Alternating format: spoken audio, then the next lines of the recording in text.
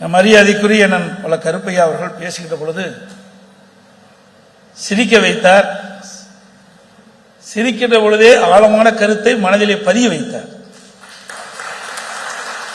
ஒரு கருத்தை சொல்லுகின்ற பொழுது அந்த கருத்து எப்படி மனதிலே பதிய வைக்க வேண்டும் என்ற அடிப்படையிலே கருத்துக்களை சொல்லி மனதிலே பதிய வைத்திருக்கின்றார். அவர் சிறந்த சொற்பொழிவாளர், பல புத்தகங்களை எழுதியவர், பல ஆண்டுகள் அரசியலில் இருந்து அனுபவம் பெற்றவர். அத்தனை அனுபவத்தையும் இங்கே உங்களிடத்திலே அற்புதமாக தெரிவித்திருக்கின்றார். பொன்மனச்செம்மல் புரட்சித் தலைவர் காலத்திலே தொடங்கி மாண்புமிகு அம்மா அவர்களுடைய காலத்திலே இருந்து என்னுடைய காலம் வரை அனைத்தும் அற்புதமாக இந்த நிகழ்ச்சியின் வாயிலாக எடுத்துச் சொல்லியிருக்கிறார். அதேபோல சாணக்கியா டிஜிட்டல் செய்தி ஊடகம் 7 ஆண்டுகள் நிறைவு செய்து 8ஆம் ஆண்டு அடித்து வைக்கின்ற இந்த நன்னாளில் இந்த வாய்ப்பை அவர்கள் வழங்கியதற்கு உண்மையிலே அவர்களை பாராட்டுகின்றேன், வாழ்த்துகின்றேன். கிட்டத்தட்ட இந்த நிறுவனம் பல கோடி பார்வையாளர்களை கொண்டது. உள்ளதே உள்ளபடி சொல்லுவதிலே சிறந்த டிஜிட்டல் செய்தி ஊடகமாக திகழ்கிறது. திரு பாண்டே அவர்கள் அரசு செய்கின்ற தவறுகளை நடுநிலையோடு எடுத்து சொல்லி அவருடைய சாணக்கியா டிஜிட்டல் செய்தி ஊடகத்தின் மூலமாக மக்களிடத்திலே கொண்டு சேர்ப்பதிலே மிகுந்த அக்கறை கொண்டவர். அவர் பல்வேறு தலைவர்களை சந்தித்து நேர்காணல் நடத்தியவர். பத்திரிகையிலும் ஊடகங்களிலும் பணியாற்றியவர், அனுபவமிக்கவர். அப்படிப்பட்ட மரியாதைக்குரிய ரங்கராஜ் பாண்டே அவர்கள் இந்த சாணக்கியா டிஜிட்டல் செய்தி ஊடகத்தை நடத்தி வருகிறார். மென்மேலும் அந்த ஊடகம் மக்களிடத்துக்கு நல்ல செய்தியை கொண்டு போய் சேர்க்கும் என்பதை இந்த நேரத்தில் தெரிவித்து அதுக்கு வாழ்த்தும் இந்த நேரத்தில் தெரிவித்து விரும்புகின்றேன். மரியாதைக்குரிய அண்ணர்கள் சொன்னதை போல நான் என்னென்ன பேச வேண்டும் என்று எண்ணினோ அதையெல்லாம் பேசிவிட்டார். எல்லாம் பேச வேண்டிய கருத்துக்கள் அத்தனையும் பேசிவிட்டார். இன்றைய ஆட்சியாளர்கள் ஊடகங்களை மிரட்டி பணிய வைத்து இந்த ஆட்சியில் நடைபெறுகின்ற தவறுகளை ஊடகத்தின் வாயிலாக வெளிப்படுத்த முடியாத ஒரு நிலை இன்றைக்கு ஊடகத்துக்கு ஏற்பட்டுகின்றது. ஆனால் அனைத்து இந்திய அண்ணா திராவிட முன்னேற்ற கழக அரசு இருக்கின்ற பொழுது ஊடகம் சுதந்திரமாக செயல்பட்டது. எந்த செய்தி மக்களுக்கு சேர வேண்டுமோ அதை முழுமையாக சேர்க்கக்கூடிய பணியை அவர் செய்து கொண்டிருந்தார்கள். இன்றைக்கு அந்த நிலை முற்றிலும் மாறுபட்டு விட்டது. அதனால் மக்களுக்கு உண்மை செய்தி போய் சேருவதில்லை. இன்றைய முதலமைச்சர் தினந்தோறும் போட்டோ ஷூட் எடுப்பார். அதுதான் பத்திரிகையில் வருது, ஊடகத்தில் வருது. அதுதான் நாமளும் பார்க்கின்றோம். தினந்தோறும் ஒரு திட்டத்தை அறிவிப்பார், அதுக்கு பெயர் வைப்பார். அப்படித்தான் இந்த 5 ஆண்டு காலத்தை ஓட்டிவிட்டார். ஒரு திட்டத்தை அறிவிப்பார், திட்டத்துக்கு ஒரு குழு போடுவார், அந்த குழு அதோட முடிந்துவிடும். 52 குழு போட்ட ஒரே அரசாங்கம் விடியா திமுக அரசாங்கம். நான் சட்டமன்றத்திலே கேள்வி எழுப்பினேன். முதலமைச்சர் என்றதை நான் கேட்டேன். நீங்கள் 52 குழு போட்டுகிறீர்கள், இந்த 52 குழு என்ன செய்தது? ஏதாவது அரசுக்கு அறிக்கை கொடுத்திருக்கின்றதா? இந்த அறிக்கையின்படி இந்த அரசாங்கம் செயல்படுகின்றதா? அதற்கு வெள்ளை அறிக்கை வெளியிட வேண்டும் என்று கேட்டேன். எந்த பதிலும் இல்லை. இப்படிப்பட்ட ஆட்சி தேவைதானா என்பதை நாம் எண்ணி பார்க்க வேண்டும். என்ன சொல்ல போனா, திராவிட முன்னேற்ற கழகம் ஆட்சி வருவதற்கு முன்பு 2021 சட்டமன்ற பொதுத் தேர்தலின் போது சுமார் 525 அறிவிப்புகள் வெளியிட்டார்கள். அது புத்தகம் மாதிரி, தலராணி மாதிரி அவருடைய அறிவிப்பு இருந்தது. அதில் 4 ஒரு பங்கு அறிவிப்பு கூட இதுவரைக்கும் நிறைவேற்றப்படவில்லை. எனக்கு முன்னாலே நான் பல கருப்பையா அவர்கள் சொன்னதை போல திராவிட முன்னேற்ற கழகம் ஆட்சிக்கு வந்தால் நீட் தேர்வு ரத்து செய்யப்படும் என்று சொன்னார்கள்.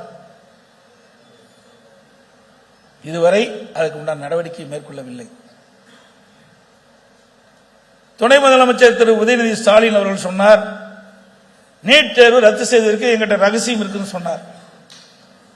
அந்த ரகசியத்தை போன கூட்டத்தொடரில் முதலமைச்சர் திரு ஸ்டாலின் அவர்கள் தெரிவித்து விட்டார். நீட் தேர்வுக்கு விதிவிலக்கு பெற முடியாது என்ற ரகசியத்தை போட்டு சட்டமன்றத்தில் உடைத்து விட்டார். தேர்தல் வருகின்ற பொழுது அழகாக பேசுவார்கள், கவர்ச்சிகரமாக பேசுவார்கள். மக்களை ஏமாற்றுவதிலே நம்பர் 1 கட்சி திமுக கட்சி தான். மாணவர்களையும் பெற்றோர்களையும் ஏமாற்றி அவர்களுடைய வாக்குகளை பெற்று ஆட்சிக்கு வந்த பிறகு இப்பொழுது நீட் தேர்வு விதிவிலக்கு பெற முடியாது என்ற கருத்தை சொல்ற, அதற்கு விளக்கம் உச்சநீதிமன்ற தீர்ப்பு சொல்றாங்க. அதைத்தாங்க நாங்களும் சொல்லிட்டு இருந்தோம். நாங்க மட்டும் என்ன சொன்னோம்? உச்சநீதிமன்ற தீர்ப்பின் அடிப்படையிலே நீட்டுக்கு விதிவிலக்கு பெற முடியாத ஒரு சூழ்நிலை இருக்கின்றது என்றுதான் நாங்கள் சொன்னோம்.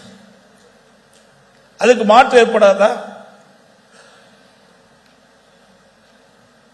கிராமத்திலிருந்து நகரம் வரை ஏழை குடும்பத்தை சேர்ந்தவர்கள், நடுத்தர குடும்பத்தை சேர்ந்தவர்கள் பெரும்பாலும் அரசு பள்ளியில் படிக்கின்றார்கள்.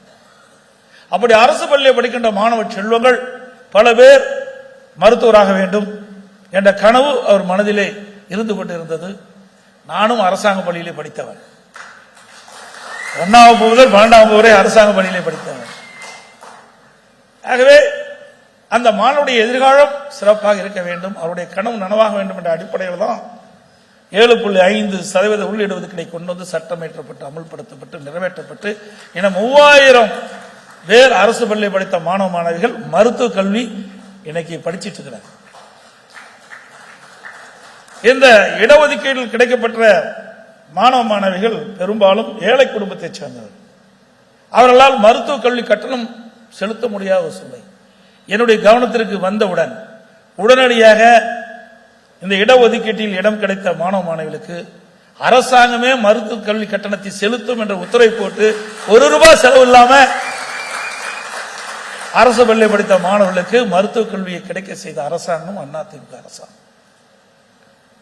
அதே போல தமிழகத்தை பொறுத்த வரைக்கும் நீர் பற்றாக்குறை உள்ள ஒரு மாநிலம். அண்டை நீருக்கு அண்டை மாநிலத்தை நம்பித்தான் நாம் இருந்து கொண்டிருக்கின்றோம். அதே நீர் மேலாண்மை என்பது மிக முக்கியம். அப்படிப்பட்ட நீரை சேமிக்க வேண்டும், அதை மக்களுக்கு முறையாக வழங்க வேண்டும் என்ற அடிப்படையில் தான் இந்த குடிமராமத்து திட்டத்தை கொண்டு வந்து நாங்கள் நடைமுறைப்படுத்தணும். இந்த அரசாங்கம் வந்த பிறகு அதையும் கைவிட்டு விட்டது. அதோட மேட்டூரிலிருந்து மேட்டூர் அணை நிரம்பி உபரி நீர் வெளியேறுகின்ற பொழுது ஆங்காங்கே தடுப்பணைகள் அமைத்து அந்த நீரை தேக்கி விவசாயத்திற்கும் குடிப்பதற்கும் தேவையான நீரை வழங்க வேண்டும் என்ற அடிப்படையில் நஞ்சை புகழூரில் ஒரு அற்புதமான தடுப்பணை கட்டினோம். ஆதவ் குமாரமங்கலத்தில் அங்கு ஒரு தடுப்பணை கட்டணும். இன்னும் அந்த தடுப்பணை பயன்பாட்டுக்கு வரல. வேண்டுமென்றே திட்டமிட்டு அனைத்து இந்திய அண்ணா திராவிட முன்னேற்ற கழக ஆட்சியிலே கொண்டு வரப்பட்ட திட்டம் என்ற ஒரே காரணத்திற்காக இந்த திட்டத்தை இன்னும் நிறைவேற்றாமல் ஆமை வேகத்திலே செயல்படுத்திக் கொண்டிருக்கின்றார்கள். அது மட்டுமல்ல, நான் முதலமைச்சர் இருந்தபொழுது பாரத பிரதமர் அவர்களை சந்தித்தேன். இன்றைக்கு மேட்டூர் அணையிலிருந்து திறக்கப்படுகிற நீர் காவிரி ஆற்றின் வழியாக கடலிலே போய் கலக்கின்றது. காவிரி ஆற்றின் இரு கரை ஓரமாக இருக்கின்ற நகரத்திலிருந்து வெளியேறுகின்ற அந்த அசுத்த நீர் நதியிலே கலக்கி மாசுபடுகின்றது. அந்த நீரை சுத்தப்படுத்த வேண்டும். கிட்டத்தட்ட 20 மாவட்ட மக்கள் காவிரி ஆற்று நீரை குடிநீர் ஆதாரமாக கொண்டிருக்கின்றார்கள். அது மாசுபட்ட நீராக இருக்கக்கூடாது என்பதற்காக நடந்தாய் வாழி காவிரி என்ற திட்டத்தை வடிவமைத்து மாண்பு பாரத பிரதமரிடத்திலே கொடுத்தேன். மாண்பு பாரத பிரதமர்கள் 2 அவையில் இருக்கிற கூட்டுக்குழு கூட்டத்திலே மேதகு குடியரசுத் தலைவர் உரையில் இடம்பெற செய்து அதை நிறைவேற்று என்று சொன்னால் அதே போல செய்தார். 2024ஆம் ஆண்டு மத்திய அரசு அனுமதி கொடுக்கப்பட்டு 11,250 கோடி இந்த திட்டத்திற்காக அனுமதி கொடுக்கப்பட்டு இந்த திட்டம் இதுவரைக்கும் நிறைவேற்றல இந்த அரசாங்கம். அதற்கு காரணம் அதிமுக ஆட்சியில் கொண்டு வரப்பட்ட திட்டம் என்ற காரணத்திற்காக கொள்கைகளுக்கு குறிப்பில் இடம்பெற்றிருந்தார். ஆனால் அதை இதுவரை நடைமுறைப்படுத்தவில்லை. மத்திய அரசு 60%, மாநில அரசு 40%, இந்த திட்டத்திற்கு நிதி ஒதுக்கீடு செய்ய வேண்டும். ஆனால் இந்த அரசு கிடப்பிலே போட்டுக்கின்றது. இதெல்லாம் அதிமுக ஆட்சியில் செய்த சாதனை. ஆனால் இன்றைக்கு வேண்டுமென்றே திட்டமிட்டு இதற்கெல்லாம் முன்னுரிமை கொடுக்காமல் இந்த அரசு ஒரு காழ்ப்புணர்ச்சியோடு செயல்படுகிற அரசு என்பதற்கு இதையெல்லாம் ஒரு சான்று. அதோடு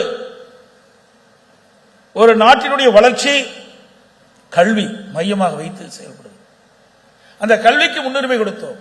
அதிகமான ஆரம்ப பள்ளி திறக்கப்பட்டது அரசாங்கத்தின் சார்பாக. ஆரம்ப பள்ளி நடுநிலைப்பள்ளி தரம் உயர்த்தப்பட்டது, நடுநிலைப்பள்ளி உயர்நிலைப்பள்ளி தரம் உயர்த்தப்பட்டது, உயர்நிலைப்பள்ளி மேல்நிலைப்பள்ளி தரம் உயர்த்தப்பட்டு மேல்நிலையிலிருந்து கல்லூரிகள் அதிக அளவில் திறக்கப்பட்டன. இன்றைக்கு இந்தியாவிலேயே உயர்கல்வி படிப்புடைய எண்ணிக்கை தமிழகம் தான் முதலிடம் என்ற பெருமையை அதிமுக ஆட்சியை நிரூபித்து காட்டியது. அம்மா அவர்கள் இருக்கின்ற பொழுது கல்விக்கு அதிகமான நிதி ஒதுக்கீடு செய்தார்கள். கல்வியிலே புரட்சியை ஏற்படுத்தினார்கள். அதிமுக ஆட்சி 2011 2021 வரை 68 கலை மற்றும் அறிவியல் கல்லூரிகள் கொண்டு வரப்பட்டன. ஒரே ஆண்டில் 11 அரசு மருத்துவக் கல்லூரி மருத்துவமனை கொண்டு சாதனை. ஒரு ஆண்டுல அம்மா இருக்கின்ற பொழுது 7 அரசு மருத்துவக் கல்லூரி மருத்துவமனை கொண்டாங்க. 11 2011 21 வரை சுமார் 17 அரசு மருத்துவக் கல்லூரி மருத்துவமனை கொண்டு வந்து சாதனை படைத்த அரசாங்கம். அதே போல அதிமுக ஆட்சியில் 7 சட்டக்கல்லூரியை கொடுத்தோம், 21 பாலிடெக்னிக் கல்லூரி, 4 பொறியியல் கல்லூரி, 4 வேளாண்மை கல்லூரி, 5 கால்நடை மருத்துவக் கல்லூரி ஆராய்ச்சி நிலையம். அம்மா அவர்கள் தமிழகத்துடைய முதலமைச்சராக 2011 பொறுப்பேற்கின்ற பொழுது 100க்கு 32 பேர் உயர்கல்வி படிச்சுட்டு இருந்தாங்க. 10 ஆண்டில் அனைத்து இந்திய அண்ணா திராவிட முன்னேற்ற கழக ஆட்சி கல்வியிலே செலுத்திய கவனம் செலுத்தி கல்வியை புரட்சி மறுமலர்ச்சி ஏற்படுத்தி அதிக கல்லூரி திறந்ததன் விளைவு 100க்கு 52 பேர் 2019-20 கல்வி உயர்கல்வி படிப்புடைய எண்ணிக்கை உயர்த்தப்பட்டது. மத்திய அரசுடைய இலக்கு 2035. 2035 அடைய வேண்டிய இலக்க 2019-20 உயர்கல்வியிலே அந்த இலக்கை எட்டிடம் சொன்னால் எந்த அளவுக்கு கல்வியில் இந்த அரசு கவனம் செலுத்து என்பதை நாம் எண்ணி பார்க்க வேண்டும். அதோடு கட்டமைப்பு வசதியும் நாங்கள் ஏற்படுத்தி கொடுத்தோம். கல்லூரிக்கு அறிவிக்கப்பட்டுள்ள கல்லூரிக்கு தேவையான கட்டட வசதியில் கட்டமைப்பு நம்ம செய்து கொடுத்தோம். இன்னைக்கு திராவிட முன்னேற்ற கழக ஆட்சிக்கு வந்த பிறகு பல பள்ளிகளை மூடப்பட்டு விட்டது. அதிமுக ஆட்சியில் பள்ளிகளை திறந்தோம், திமுக ஆட்சியில் பள்ளிகளை மூடினாங்க. 200க்கும் மேற்பட்ட பள்ளிகளை மூடிட்டாங்க. இன்றைக்கு கிராமத்தில் இருக்கின்ற மாணவ மாணவிகள் பல்வேறு பிரச்சனை காரணமாக 2 கிலோமீட்டர் 4 கிலோமீட்டர் 5 கிலோமீட்டர் சென்று கல்வி கற்க முடியாத சூழ்நிலையை கருத்திலே கொண்டு அதிகம் பேர் கல்வி கற்க வேண்டும் என்ற அடிப்படையில் அந்தந்த பகுதியிலேயே இன்றைக்கு உயர்நிலைப்பள்ளியிலிருந்து மேல்நிலைப்பள்ளி ஆக்கணும். அதையெல்லாம் இந்த அரசாங்கம் மூடப்பட்டு விட்டார்கள். இப்படிப்பட்ட அரசாங்கம் தேவைதானா என்பதை நாம் சிந்தித்து பார்க்க வேண்டும். அதோடு சட்ட ஒழுங்கு அடியோடு முடிந்துவிட்டது. சட்ட ஒழுங்கு அடியோடு போய்விட்டது. இன்னைக்கு தமிழகத்தில் சட்ட ஒழுங்கு சந்திச்சிருக்கின்ற அளவுக்கு பார்க்கின்றோம். எனக்கு முன்னாலே என்னன்னு அவர்கள் பேசினார்களே, 2 வயது சிறுமி முதல் 80 வரை மோதாட்டி வரை பாலியல் சீண்டலுக்கு ஆளாக்கப்படுகிறார்கள். எதனால்? போதை ஆசாமியால். இன்றைக்கு தமிழகத்திலே இந்த ஆட்சி பொறுப்பேற்ற பிறகு 110 டன் கஞ்சாவை கண்டுபிடித்த சொல்லுகிறார்கள். 3.6 லட்சம் இந்த போதை மாத்திரைகள் கண்டுபிடித்தா சொல்றாங்க. 6000 கஞ்சா சாக்லேட்டுகள் கண்டுபிடிக்கப்பட்டதா சொல்றாங்க. கண்டுபிடிக்கப்பட்டது மட்டும் இவ்வளவு. அப்படின்னா வெளியில எவ்வளவு விற்பனை ஆயிருக்கு எண்ணி பாருங்க. இன்றைக்கு கல்லூரியில் படிக்கின்ற மாணவர்கள், பள்ளியிலே படிக்கின்ற மாணவர்கள் இந்த கஞ்சா போதைக்கு அடிமையாகி குற்றச்செயலில் ஈடுபட்ட சூழலை தமிழகத்தில் நிலவிக் கொண்டிருக்கின்றன. அது மட்டுமல்ல, பொதுமக்களும் இந்த போதைக்கு அடிமையாகி குற்றச்செயலில் ஈடுபடுகிறார்கள். கொலை, கொள்ளை, திருட்டு, வழிப்பறிவு, பாலியல் வன்கொடுமை நடக்காத நாளே இல்லை. தினந்தோறும் பத்திரிகை ஊடகத்தையும் திறந்தா இந்த செய்தி தான் வருது. ஒரு காலத்தில் வெள்ளி நிலவரம் என்ன, தங்க நிலவரம் என்னன்னு தான் செய்தியில் வரும். இப்ப கொலை நிலவரம் என்ன நிலை என்றுதான் செய்தியில் வருகின்ற செய்தியை நாம் பார்க்கிறோம். அதோடு நெல்லையிலே 9ஆம் வகுப்பு படிக்கிற மாணவிகள் அங்க பாத்தீங்கன்னா மது அருந்தி இருக்கிற காட்சி. 9ஆம் வகுப்பு படிக்கின்ற மாணவி. எவ்வளவு மோசமான ஒரு அரசாங்கம். பள்ளியிலே படிக்கின்ற மாணவர்கள் புத்தகத்தை படிப்பதற்கு பதிலாக பீச் அருவாலை கொண்டு வராங்க. நாடு எங்கே சென்று கொண்டிருக்கின்றது எண்ணி பார்க்க வேண்டும். ஒரு திறமையற்ற முதலமைச்சர், பொம்மை முதலமைச்சர் நாட்டை ஆளுகின்ற காரணத்தினாலே, இந்த நாட்டு மக்கள் மீது அக்கறை செலுத்தாத காரணத்தினாலே இன்றைக்கு இப்படிப்பட்ட நிகழ்வுகள் எல்லாம் இன்றைக்கு தமிழகத்திலே நடந்து கொண்டிருக்கின்றதை ஒவ்வொருவரும் சிந்திக்க வேண்டும். அதோடு 2022ஆம் ஆண்டு எனக்கு கருதுகிறேன் காவல்துறை மானிய கோரிக்கை வந்தது. முதலமைச்சருடைய துறை அதுல மானிய கோரிக்கை புத்தகத்தை கொடுத்தாங்க. அதுல என்னுடைய நாமம் சரியா இருக்கும் என்று சொன்னால் 20வது பக்கம் 2வது பேராவில் குறிப்பிட்டிருக்கார். கல்லூரிக்கு அருகிலே, பள்ளிக்கு அருகிலே 2348 பேர் கஞ்சா வைத்திருந்தா கண்டுபிடிக்கப்பட்டது. கைது செய்யப்பட்டது 148 பேர் அப்படின்னு அந்த புத்தகத்தில் அச்சிடப்பட்டு எங்களிடத்தில் வழங்கப்பட்டிருக்கிறது. கொள்கைகளை குறிப்பிலே முதலமைச்சரிடத்தில் நான் கேட்டேன். கண்டுபிடிக்கப்பட்டது 2348, கைது செய்யப்பட்டது 148. மற்றவர்களை எங்கே போனார்கள்? அத்தனை பேர் திமுக காரர். எங்க போய் கஞ்சா ஒழிக்க முடியும்? பதிலே சொல்லல கடைசி வரைக்கும். இப்படிப்பட்ட ஒரு திறமையற்ற முதலமைச்சர் தான் தமிழகத்தை ஆண்டு கொண்டிருக்கிறார் என்பதை நாம் எண்ணி பார்க்க வேண்டும். அதோடு கொரோனா காலம், நான் ஆட்சி பொறுப்பேற்கின்ற பொழுது பல்வேறு சோதனைகளை சந்தித்தவர். ஒன்று உள்கட்சி பிரச்சனை, இரண்டாவது ஆட்சி பொறுப்பேற்றுள்ள கடுமையான வறட்சி. சென்னை மாநகர மக்களுக்கு கூட முழுமையாக குடிநீர் கிடைக்காத ஒரு சூழ்நிலை. வெளி மாவட்டத்திலிருந்து ரயில் மூலமாக தண்ணீரை கொண்டு வந்து நம்முடைய சென்னை மாநகர மக்களுடைய தாகத்தை தீர்க்கக்கூடிய ஒரு குடிநீரை வழங்கிய அரசாங்கம் அதிமுக அரசு. அடுத்தது டெல்டா மாவட்டத்தில் கஜா புயல்.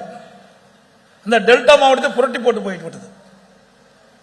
புயலால் கடும் சேதம், விவசாய விளைநிலங்கள் சேதம், பயிர்கள் எல்லாம் தண்ணீரில் முழுகி சேதம் அடைஞ்சிட்டது. அங்க இருக்கின்ற மின்கம்பெல்லாம் உடைந்து விட்டது. சப்ஸ்டேஷன், துணை மின் நிலையங்கள் எல்லாம் காற்றில் அடித்து நொறுக்கப்பட்டு விட்டது. Transformer failure. அப்படிப்பட்ட ஒரு சூழ்நிலை. அனைத்து இந்திய அண்ணா திராவிட முன்னேற்ற கழகம் திறமையா செயல்பட்டு புயல் எந்த அளவுக்கு வேகமா அடிச்சதோ அதை விட புயல் வேகமாக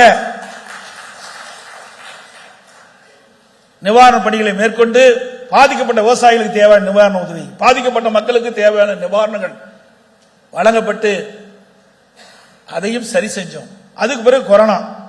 அண்ணன் சொன்னது போல கிட்டத்தட்ட ஒரு வருஷம் யாருமே வெளியே வர முடியல, ஒருவரை சந்திக்க கூட முடியல. அந்த கொரோனா வைரஸ் காற்றிலே பரவுகின்ற எளிதாக மக்களை தாக்கக்கூடிய ஒரு வைரஸ், இதுவரை யாரும் பார்க்காத ஒரு நோய். அப்படிப்பட்ட காலகட்டத்தில் கூட விலைமதிக்க முடியாத உயிரை காப்பாற்றுவதற்காக நான் 32 மாவட்டத்துக்கு நேரடியாக நான் சென்று மாவட்ட ஆட்சித்தலைவரோடு தொடர்பு கொண்டு அந்தந்த மாவட்டத்தில் எப்படி கொரோனா வைரஸ் பரவலை தடுக்கப்படுகிறது என்ற கலந்து ஆலோசனை கூட்டத்தை கூட்டி அதில் விவசாயத்துறையுடைய மக்கள், அதோட தொழிற்சாலை சேர்ந்த நிறுவனத்தின் தொழிலாளர்கள், அதோட சுயஉதவி குழுவை சேர்ந்த மகளிரை சேர்ந்தவர்கள், இப்படி பலதரப்பட்ட மக்களையும் அந்த மாவட்ட நிர்வாகம் கூட்டத்திலே கலந்து ஆலோசித்து அவர்களுக்கு தேவையான உதவிகளை நாங்கள் செஞ்சோம். அந்த கொரோனா காலத்தில் கூட விலைவாசி உயரல. எனக்கு முன்னால் அண்ணன் சொன்னதை போல ஒரு வருடம் அரசுக்கு வரிவாயே கிடையாது, ₹1 வரிவாய் கிடையாது. கடைகள் திறக்கல, பெட்ரோல் டீசல் வர வருமானம் கிடையாது, ஜிஎஸ்டில வர வருமானம் கிடையாது, கலால்ல வருமானம் கிடையாது, டாஸ்மாக்ல வருமானம் கிடையாது, பத்திரப்பதிவில் வருமானம் கிடையாது, ரோட் டாக்ஸ்ல கிடையாது. எதிலுமே வருவாய் இல்லாம ஒரு ஆட்சி ஒரே அரசாங்கம் அதிமுக அரசாங்கம். கொரோனாவுக்காக 40,000 கோடி செலவு, அது ஒரு புறம். அப்படி இருந்து கூட கடன் அதிகம் பார்க்கல. இவ்வளவு திட்டங்களை செஞ்சோம், கடன் அதிகமாகல. 4,80,000 கோடி தான் அதிமுக ஆட்சியில கடன். 2021 வரை 73 ஆண்டு காலம் ஆட்சி செய்த பல அரசாங்கங்கள் வாங்கிய கடன் இறுதியாக அதிமுக ஆட்சி இருக்கின்ற பொழுது 2021 ஆண்டு 4,80,000 கோடி கடன். ஆனால் திராவிட முன்னேற்ற கழக ஆட்சி 2021 2002 வரை ஆட்சி செய்தல 5 லட்சம் கோடி கடன் வாங்கியிருக்கிறாங்க. திட்டம் எதுவும் இல்லை, ஆனால் கடன் அதிகமாக இருக்காங்க. 2020-21 அதிமுக ஆட்சியில் இருந்த வருவாயை விட 2024-25 திராவிட முன்னேற்ற கழக ஆட்சியில வரி வருவாய் 1,36,000 கோடி கூடுதலா வருமானம் வருது. ஒரு பக்கம் கூடுதலான வருமானம், திட்டங்கள் எதுவும் இல்லை, கடன் அதிகம். ஆக ஒரு திறமையற்ற அரசாங்கம் என்பதற்கு இதுதான் சான்று. அதோட தேர்தல் நேரத்தில் குறிப்பிட்டிருந்தாங்க, திராவிட முன்னேற்ற கழகம் ஆட்சிக்கு வந்தா அரசு காலி பணியிடங்கள் முழுவதும் நிரப்பப்படும். அரசு காலி பணியிடங்கள் 3 லட்சம் பேர் நேரடியாக நிரப்பப்படுவது, அரசு சார்ந்த பணியிடங்கள் 2 லட்சம் பேர், மொத்தம் 5 லட்சம் காலி பணியிடங்கள் காலியாக இருப்பதாகவும் அவருடைய தேர்தல் அறிக்கையில் குறிப்பிட்டது. திராவிட முன்னேற்ற கழகம் ஆட்சிக்கு வந்த உடனே இந்த காலி பணியிடங்கள் அனைத்தும் நிரப்பப்படும் சொன்னாங்க. கடந்த கூட்டத்தொடரில் வெறும் 50,000 காலி பணியிடங்கள் தான் நிரப்பப்பட்டதா அறிவிச்சிருக்காங்க இந்த அரசாங்கம். ஆனா இந்த 5 ஆண்டு காலத்தில் அரசு ஊழியர்கள் ஓய்வு பெற்றது 94,000 பேர். ஆனால் அரசு பணியில் அமர்த்தப்பட்ட பேர் 50,000 பேர், அதிலேயே 44,000 பேர் நியமிக்கப்படல. மக்களை ஏமாற்றி படித்த இளைஞர்களுக்கு வேலைவாய்ப்பு கிடைக்கல. இதே அனைத்து இந்திய அண்ணா திராவிட முன்னேற்ற கழகம் ஆட்சி இருக்கின்ற பொழுது இதை புரட்சித் தலைவர் அம்மா அவர்கள் 2015 ஆண்டு தொழில் முதலீட்டு மாநாட்டு நடத்தினாங்க. 74 புரிந்துணர்வு ஒப்பந்தங்கள் போட்டாங்க. 2,40,000 கோடி தொழில் முதலீட்டு ஈர்க்கப்பட்டு புதிய தொழிற்சாலையை கொண்டு வந்து படித்த இளைஞர்களுக்கு வேலைவாய்ப்பை உருவாக்கி தந்த அரசாங்கம் அதிமுக அரசாங்கம். படிப்பதற்கும் பல்வேறு கல்விக்கூடங்களை திறந்தோம், படித்து முடித்த இளைஞர்களுக்கும் வேலைவாய்ப்பை உருவாக்கி தந்தோம். அதே வழியில் வந்து அம்மாவுடைய அரசு 2019 ஜனவரி மாதம் தொழில் முதலீட்டு மாநாட்டு சென்னையில் நடத்தி சுமார் 304 புரிந்துணர்வு ஒப்பந்தங்கள் போட்டு 3,05,000 கோடி தொழில் முதலீட்டு ஈர்க்கப்பட்டு பல தொழிற்சாலைகள் நிறைவு பெற்று பயன்பாட்டுக்கு வந்துட்டது. அதில் இருக்கிற உற்பத்தி தான் இன்றைக்கு இந்த ஆட்சி காப்பாற்றிட்டு இருக்குது. இந்த ஆட்சியில தொழில் முதலீட்டு மாநாட்டு நடத்தினாங்க, புரிந்துணர்வு ஒப்பந்தம் போட்டாங்க. போட்ட உடனே எந்த தொழிற்சாலை வந்துடாது. ஒரு தொழிற்சாலை அமைக்க வேண்டும் என்று சொன்னால் முதற்கட்ட பணிகள் செய்ய வேண்டும், நிலம் எடுக்க வேணும், பிறகு அதற்கு தேவையான அனுமதிகள் எல்லாம் பெற வேண்டும், பிறகு அது நிதி ஆதாரத்தை பெற வேண்டும், கட்டுமானம் செய்ய வேண்டும். இதையெல்லாம் செய்ய வேண்டும் என்று சொன்னால் குறிப்பிட்டது ஒரு 3 ஆண்டு காலமாவது பெரிய தொழிற்சாலை அமைப்பதற்கு காலம் பிடிக்கும். ஆனால் திரு ஸ்டாலின் பேசுகிறார், ஆட்சிக்கு வந்தவுடனே இன்னைக்கு உற்பத்தி பெருகிவிட்டது. அத்தனையும் பொய். அதிமுக ஆட்சியில் தொழில் முதலீட்டை கொண்டு வந்து அதனால் தொழிற்சாலைகள் அதிகமாக நிறுவப்பட்டு அதனுடைய பயன்பாட்டு வந்ததுதான் உற்பத்தி பெருகி இருக்குது. இதுதான் யதார்த்தமான உண்மை. அது அவருக்கும் தெரியும். பொய் பேசல வல்லவர்கள். அண்ணன் சொன்ன மாதிரி பொய்யை எப்படி பேசணும், மக்களை எப்படி நம்ப வைக்க வேண்டும் என்பதை வல்லவர்கள் திராவிட முன்னேற்ற கழகத்தை சேர்ந்தவர். இன்றைக்கு திராவிட முன்னேற்ற கழகம் என்றால் ஊழல், ஊழல் என்றால் திராவிட முன்னேற்ற கழகம். இந்தியாவில் பல மாநிலம் இருக்குது, எந்த மாநிலத்திலும் ஊழலுக்காக கலைக்கப்பட்ட அரசாங்கம் கிடையாது. ஆனா திமுக அரசாங்கம் தான் ஊழலுக்காக கலைக்கப்பட்ட முதல் அரசாங்கம். இந்த ஆட்சியில் கலெக்ஷன், கமிஷன், கரப்ஷன் இதுதான் நடந்துகிட்டு இருக்குது. மக்களுக்கான திட்டங்களும் கிடையாது, அதனால் மக்கள் நன்மையும் பெற முடியல. இந்த ஆட்சியாளர்கள் விலைவாசி விண்ணை முட்டுகின்ற அளவுக்கு உயர்ந்து போச்சு. அதை கட்டுப்படுத்த இந்த அரசால் முடியவில்லை. ஏன்னா குடும்பத்தை கவனிக்கிறதுக்கு ஸ்டாலினுக்கு நேரம் சரியா போச்சு. தன்னுடைய மகன் உதயநிதியை எப்படியாவது பிரபலப்படுத்த வேண்டும் என்ற எண்ணத்தில் தான் இருக்கிறார் ஒழிய மக்களை பற்றி சிந்தித்ததாக வரலாறு கிடையாது. அதோட கட்டுமான பொருட்களுடைய விலை கடுமையா உயர்ந்துட்டது. இருக்கிற நகரத்தில் இருக்கிற அத்தனை மக்களுமே ஏதாவது வீடு கட்ட வேணும், கடை கட்ட வேணும்னா இன்னைக்கு அதிமுக ஆட்சியில் ஒப்பிட்டு பாருங்க. இன்னைக்கு ஜல்லி விலை என்ன, எம்சாண்ட் விலை என்ன, சிமெண்ட் என்ன, என்னது செங்கல் என்ன விலைன்னு பாருங்க, மரம் என்ன விலைன்னு பாருங்க. இனிமேல் வீடு கட்டணும்னா கனவுல வீடு கட்டிக்கலாம், நிஜத்தில் இந்த ஆட்சி இருக்க வரைக்கும் வீடே கட்ட முடியாது.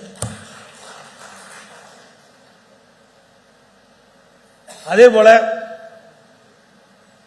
திராவிட முன்னேற்ற கழக ஆட்சியில் அப்பொழுது கருணாநிதி இருக்கும்போது சர்க்காரிய கமிஷன் அமைச்சார்.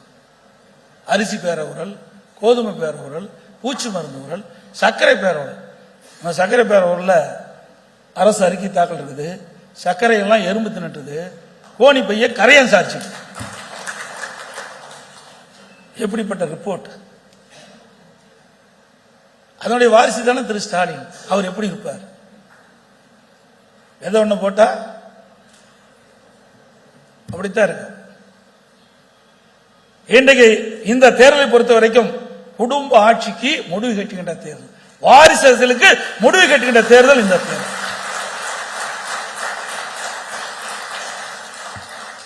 நீங்க சிந்திச்சு பாருங்க, திமுக கட்சிக்கு உழைத்தவர்கள் எத்தனை பேர் இருக்கிறார்? எப்பொழுது பார்த்தாலும் ஸ்டாலின் பேசுவார், எமர்ஜென்சி எமர்ஜென்சி மிசா. அந்த மிசா இடத்துல நான்லாம் சிறையில் இருந்தேன்னு திரு கருணாநிதியுடைய நூற்றாண்டு விழாவில் ஒரு சிறையில் இருக்கிற மாதிரி ஸ்டாலின் ஒரு காட்சிப்படுத்தப்பட்டு வச்சிருந்தார். அப்படிப்பட்ட கட்சியோட தான் நீ கூட்டணி வச்சிருக்கிற. யாரு மிசா சட்டத்தை கொண்டாந்து, யாரு எமர்ஜென்சி கொண்டாந்தது? காங்கிரஸ் கட்சி.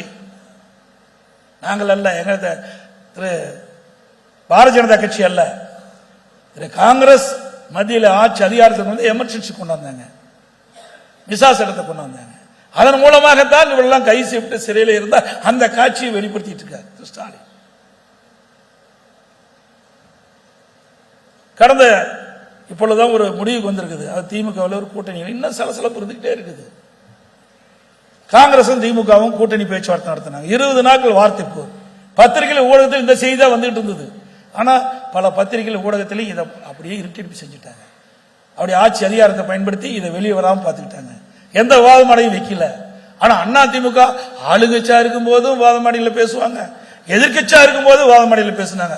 ஒரு விதத்தில் நல்லதுதான், நமக்கு பணம் செலவழிக்காம விளம்பரத்தை தேடி கொடுக்கிறாங்க.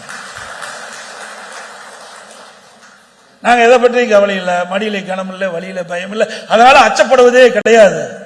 உழைப்பு உழைப்பு உழைப்புன்னுதான் நம்பிக்கை, உழைப்புன்னுதான் உயர்வு தரும். அதை நம்புகிறோம். அந்த நம்பிக்கையில் தான் எங்க கட்சி நடந்துகிட்டு இருக்குது. இன்றைக்கு திரு ஸ்டாலின் பேசுகிறார், பத்திரிகையில் ஊடகத்திலையும் தமிழ்நாட்டுக்கு என்டிஏவுக்கு தான் பிரச்சனையா. நடக்கிறது தமிழ்நாடு சட்டமன்ற தேர்தல், அது மறந்து பேசிட்டு இருக்க. அடிக்கடி ஸ்டாலினுக்கு மறதி அதிகம் சொல்லிட்டு இருக்கிறாங்க. அது உண்மைதான். இப்ப நம்ம புரிஞ்சுக்கிறோம். தமிழ்நாட்டில் சட்டமன்ற தேர்தல், பிரதான எதிர்கட்சி அண்ணா திமுக. எங்களை எதிர்ப்பதற்கு அவரால் முடியல. எங்களுடைய இயக்கத்தை பற்றி, எங்களுடைய ஆட்சி பற்றிய குறை சொல்ல அவருக்கு எதுவுமே இல்லை. அதனால என்ன சொல்லுவாரு, அண்ணா திமுக மதவாத கட்சியோட இணைஞ்சிட்டது அப்படின்னு ஒரு வார்த்தை போடுவார். அண்ணா திமுக பிஜேபிக்கு அடிமை, எடப்பாடி பழனிசாமி பிஜேபிக்கு அடிமை, அண்ணா திமுக பொதுச்செயலாளர் பாரதிய ஜனதா இருக்கணும். திரு ஸ்டாலின் அவர்களே, உங்களுடைய பொய்யெல்லாம் மக்களுக்கு நல்லா தெரியும். எப்படியெல்லாம் நீங்க பேசுவீங்க எல்லாமே மக்களுக்கு தெரியும். அண்ணா திமுகவை பொறுத்த வரைக்கும் பொன்மனச்செம்மல் புரட்சி தலைவர் தோற்றுவித்த இயக்கம், அம்மா கட்டி காத்த இயக்கம், எவ்வளோ பிரச்சனைக்கு இடையிலும் அண்ணா திமுக வலிமையோடு இன்று இருந்து கொண்டிருக்கின்றது.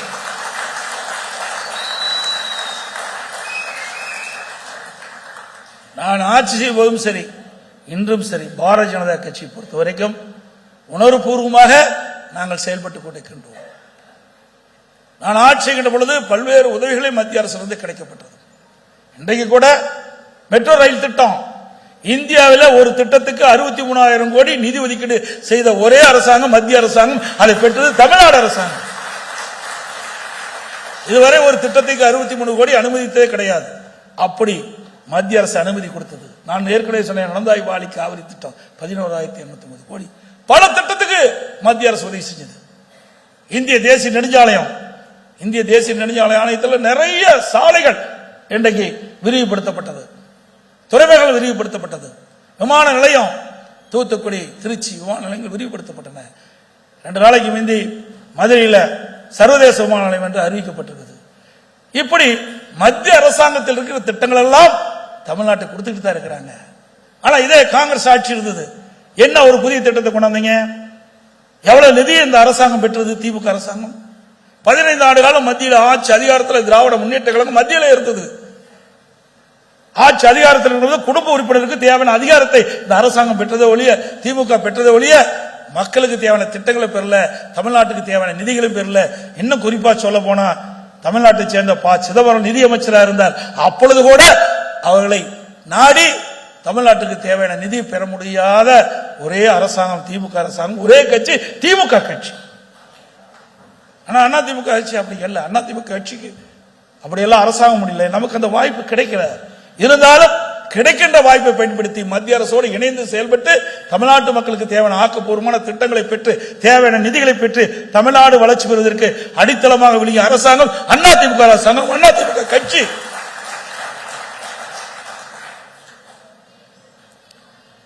இன்றைக்கு தமிழகத்தை பொறுத்த வரைக்கும் மிக சிறப்பான ஆட்சி என்று சொன்னால் அதிமுக ஆட்சி தான்.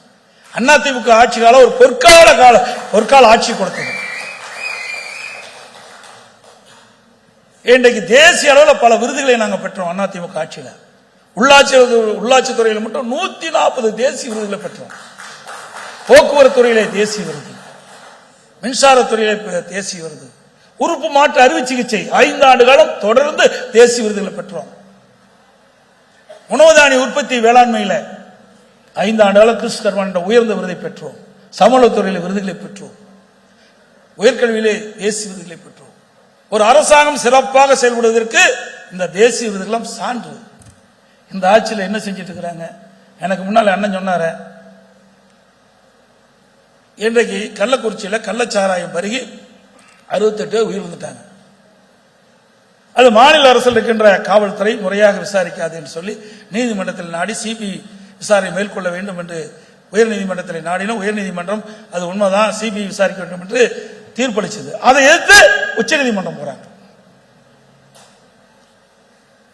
இன்றைக்கு இந்த அரசாங்கம் செயலிழந்த அரசாங்கமாக இன்றைக்கு காட்சி அளித்துள்ளது.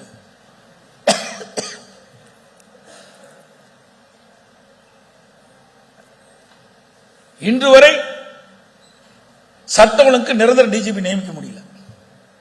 உயர்நீதிமன்றம் உச்சநீதிமன்றம் இப்படி போய் மாறி மாறி இவர்கள் கொடுத்த தீர்ப்பின்படி கூட இன்று வரை நிரந்தரமாக சட்ட ஒழுங்கு டிஜிபி நியமிக்க முடியாத ஒரு கையிலாகாத அரசாங்கம் என்பதற்கு இதுதான் சாட்சி. ஒரு நிரந்தர சட்ட ஒழுங்கு டிஜிபி எப்படி சட்ட ஒழுங்கு பாதுகாக்க முடியும்? ஒரு பொறுப்பு டிஜிபி போட்டாங்க, அவர் உடல்நல சரியில் போய் மருத்துவமனையில் சேர்ந்துட்டார், அதுக்கு ஒரு பொறுப்பு டிஜிபி.